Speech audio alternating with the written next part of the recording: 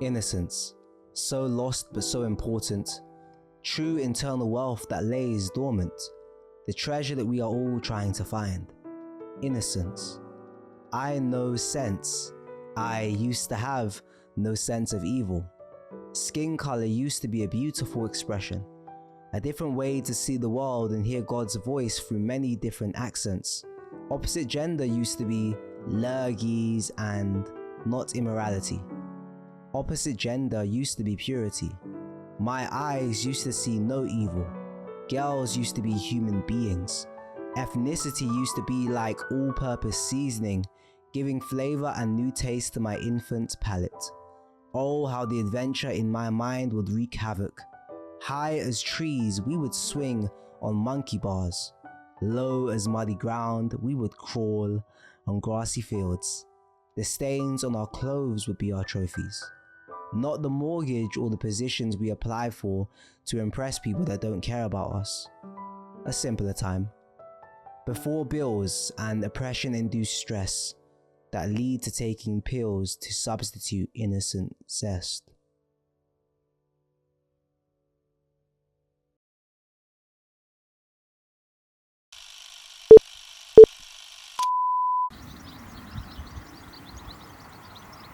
I was a bullied bully. This is how it went in school. Insults wrapped in banter, hurt wrapped in laughter, lies wrapped in compliments thereafter. Our words put holes in hearts. I see some of them these days. From the cages of our palaver, some escaped, but most became exactly what we would say. Dumb, waste man, ugly, butters, hoe, slag. Our words molded their homes. Now we know better. So if what you're about to say is not more beautiful than silence, stay silent. Or expand your vocabulary. We don't need any more self-fulfilled prophecies.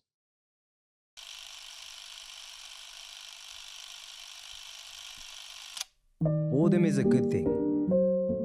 I always tell my niece that it's okay to be bored. Boredom can be the gateway for self-discovery. If she allows herself to be filled where she is, to create from nothing, she will be more like God, finding joy in the mundane, fulfilled without external stimulation, harnessing her light from the inside. She will find herself, for the noise will lose its power to label her, and the still small voice will tell her who she really is. His.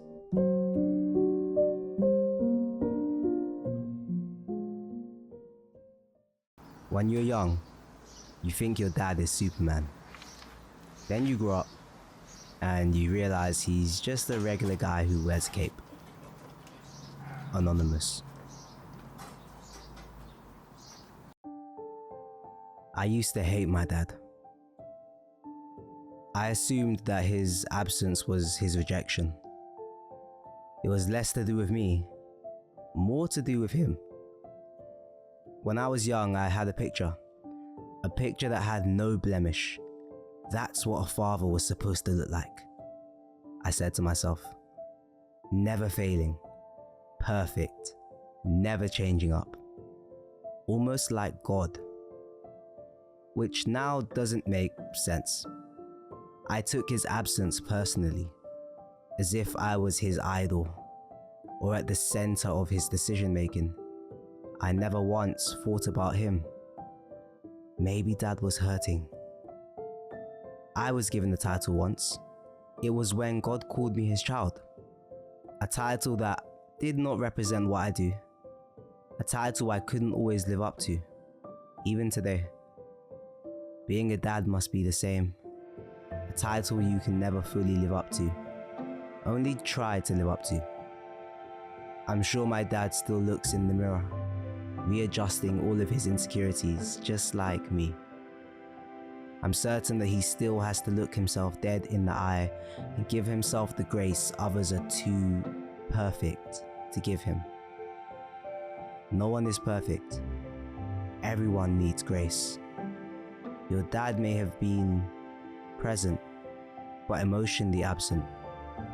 Your dad may have been a shadow, known of, but never held, never touched. A phantom that rivaled water vapor.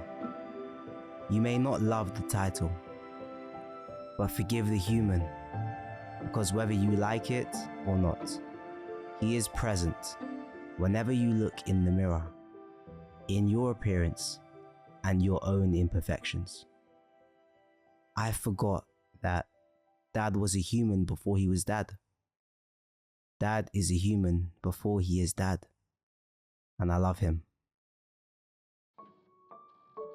People always talk about the fear of failure. But what about the fear of success? When the lampshade comes off and your details are in full bloom, shining bright for all to see. Strengths, weakness, insecurity. Exposure is a terrorizing thing. What will they see when the light hits me? Will they always be pleased? Will I still bend my knee? Will I stay submitted to authority? What will happen to my humility?